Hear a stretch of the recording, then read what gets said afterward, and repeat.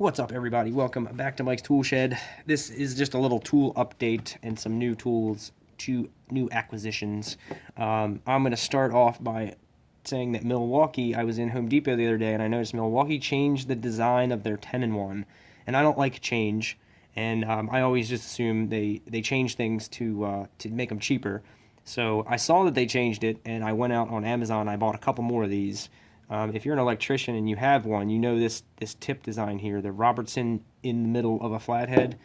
I love that tip. That is the best for conduit fittings, set screw on EMT fittings. If you're like all the way out here trying to tighten a screw and you don't have a lot of leverage, this gets the job done better than anything. Also, here we go. Today, this episode is sponsored by Sierra Nevada Celebration Fresh Hop IPA, brewed in Chico, California. Can't you just picture yourself getting smashed in this little shed shack here? Drink responsibly. It's not sponsored by Sierra Nevada, but I wish it was. But I love this shit. I drink this all winter, and you can get around here anyway. You can get it everywhere. So if you like IPAs, this is a good one. Also, I won't get into the details of this. I will say I did not buy this off of a crackhead. I did not steal this, but I did acquire this for free today. I will say my boss gave it to me. And in my opinion, this is the baddest Sawzall ever made. The 28 volt Sawzall. I have two of these now. My other one is beat to shit, and this one is really fresh. It's icy, as my coworker said. He's like, "Damn, that's icy, son." So I was pretty excited that he gave me this. It looks brand new. It also has a V28 battery, which they have not made at least 6 years. They think they discontinued them right after I got the 28 volt system. So this thing has just been sitting for a long time, and it is smooth as shit. Smooth as a baby's butt. I'm excited about that. So I got a new Sawzall for home use, and then I could keep my beater at work, and that's been going on almost 10 years strong. So glad to have a fresh version of that. And also I got these wrenches. I'm not really going to do a full review on these. I will just tell you what I know about them and what I think about them as first impressions. I did get to use them today. I've only had them a couple days, but thanks to my alternator belt flying off on the highway this morning, alternator power steering belt, that's an awesome combination to have go out on you on the highway going 70 miles an hour, about to take an exit that's a 25. So I can't slow down, I can't turn, and the headlights go out. So it was not fun this morning. So I thought it was the alternator. I wasn't really thinking clearly this morning. I was just kind of full of rage and pissed off. So when I finally got the car home, I had to have it towed. I was all ready to pull the alternator off, and I think I have an extra alternator for it. And there's no belt, so I was like, shit. So I started taking it apart. It's a rusty East Coast car. I broke every fastener that I touched today, but luckily I have another Subaru that I steal parts off of. I've been meaning to scrap the thing for like 6 months, but I can't bring myself to it because I keep stealing parts off of it. The Subarus are like Legos. Everything's compatible. So I did get to use these, and they work really nicely. Here's what I know about them. First off, they were brought to my attention by MD Lee. He, I guess, out on the West Coast or maybe in the Northwest. I'm not really sure the region, but they have these things called Do It Best Autos or Do It Best Hardware. I think it's an auto parts store though, and they exclusively sell these new channel lock wrenches, which have the teeth that everybody puts on their wrenches now. Snap-on did it, and then everyone followed suit. So I was up in the air about getting Carlisle, Right Grip, or the new Milwaukee wrenches. And all three of those are similarly priced. These are like half the price. And on top of all that, there's a good chance these are identical to Carlisle wrenches. They are just rebranded. MD Lee did some research, and he found out that they are made by like the same manufacturing company. And then Rob's Wrenches did a video where he actually had a Carlisle and one of these side by side, and so far it looks as though these are Carlisle wrenches at half the price. You can buy them individually in all sizes. It's not limited. They make all the way up to like 2.5 inch size combination wrenches. 32 millimeter. They make really big ones, but they're set. And I bought the metric and the standard. The metric set goes 9, 10, 11, 12, 13, 14, 15, 17, 18, 19. That's the 10 that you get. And with the order, I added the 16, the 8, and the 21. So I have 13 of these. I bought these wraps separately. They don't come with these.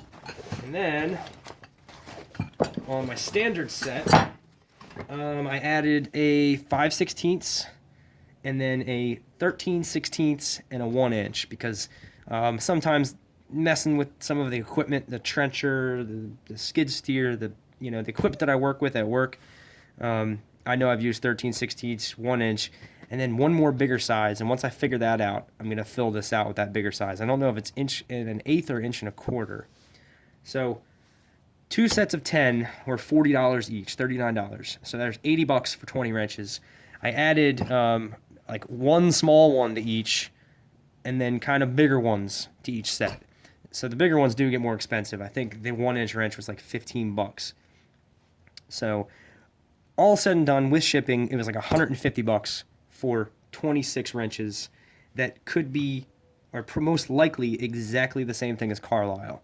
And you can't beat that. If these are the exact same thing as Carlisle, and by all accounts, people are really loving the Carlisle wrenches.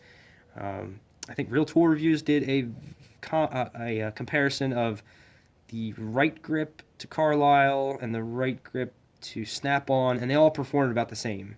He did like a torture test on them, and the gripping end of the open end is without a doubt superior to the smooth jaw, except if you're not trying to mar up some kind of fancy fastener, these may do that. So you might want to get smooth jaws if you're working on like a Harley or something with nice chromed nuts. But I don't really care about that. Everything I work on is rusty and shitty, so I need the extra grip. And I like the chrome. The chrome on these things looks great. I really can't complain. It's nice and even. The finishing on them's nice. Like this edge that can be really sharp on certain wrenches, that's rounded over. It seems like they tumble them. The head width is nothing crazy. It's let me see here. I should have been more prepared, but I am not. Here we go. So I got some 17s. This is an ATD. This is a Japanese wrench. And then this is a Husky, some crappy black one that gets lost in the engine bay. And let me grip the 17. Alright, so here's versus the Husky. So it does have a thicker head on it than the Husky. I never really have a problem with these Huskies. I think they were broached kind of weird. Sometimes it seems like it's a little off-center, where even this one kind of looks like it. There's more meat on this side than there is this side. Maybe that's intentional, but sometimes it's done in a way that this tip here is actually shorter than this tip here. I'd have to find a couple of wrenches that prove that, but this one is nice and even. You can see there's about as much meat on both sides. This is the worst example of an open-end wrench here. God, I regret buying these things. Look at how much material is behind this.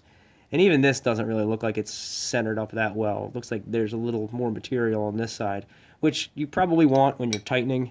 That's where most of the stress is going. But what about when you're loosening? I guess you flip it around. Not really sure. Imagine you could just use these either way, either direction. They're not like channel locks where you need to, there's a certain way to hold them on the fastener. But yeah, these Craftsmans are stupid. But this is a ratcheting wrench. I always liked these, but like these are another one. This edge right here is sharp as shit. Like you potentially could cut yourself with that. The edges on this raised panel are really sharp. But these have been good wrenches. I haven't really used them a whole lot. I haven't actually owned them that long. I've used these Huskies a lot longer, but this Husky set skips all kinds of sizes. So I think these are really good in the middle They're nothing super fancy. They have the 15-degree offset on the box end. Like I said, the chrome's nice. They're made in Taiwan, which I wanted. I would have liked to been able to buy American, but sometimes it's just cost prohibitive. I figure if I buy these, that's more tools than I can buy. Having decent Taiwan wrenches and another tool is better than just blowing all your money on some American-made tools. More tools the better, even if they're not top-notch quality. At least for me, DIYer, shade tree mechanic, whatever the fuck you want to call it. And then, on the metric set, I finished it out with. I did get one. I went to the supply place, industrial supply place, and they have they are a Wright retailer. They sell Metabo and Starrett. They sell all kinds of awesome shit, and they're really cool. Every time you go in there, it's a really mom and pop kind of shop feel. And the guy just wanted to talk to me about tools the whole time I was in there. I was just buying one wrench, but I did get to check out the Wright grip. I do know the crank pulley on my Subaru, which I probably don't have any plans on fucking with anytime soon. The crank pulley is a 22 millimeter, so I maybe will get to use this one day. I know Chevys, I believe the newer Chevy trucks, like 95, 2000 and newer, they have some 22 mil bolts in the suspension. So I rounded out that set with the 22. That's what I got. I got a nice wrench set. I got 26 freaking wrenches, 27 wrenches now. So I'm pretty happy about that. I don't feel as though I will need to invest any more money in combination wrenches, possibly ever again. And I like that. So I really only have a couple more things I want to throw in the toolbox, and I'll be looking pretty good. I'll be looking really good with the basic set of tools. Basic, well-rounded, half-decent quality set of tools. So that's it. These wraps, I bought these on Amazon. These aren't that great. The pocket spacing, as you can see, like this very end pocket that keeps the 1/4 inch is bigger than the next two. It's as big as, was it 7/16?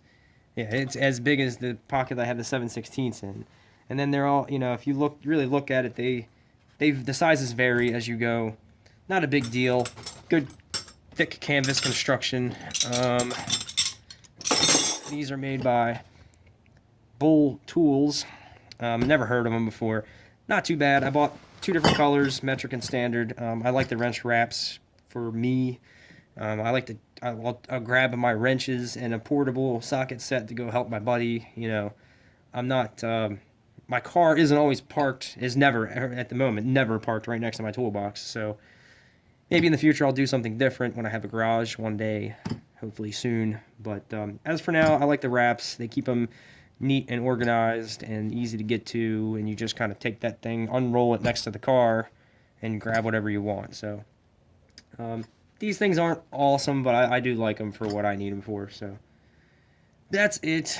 New wrenches, I like them a lot. Anything happens with them, if I break one, if I somehow manage to break a combination wrench, I will let you guys know. And new Sawzall, new 10-in-1 wrenches. Alright, that's it. Thanks for watching.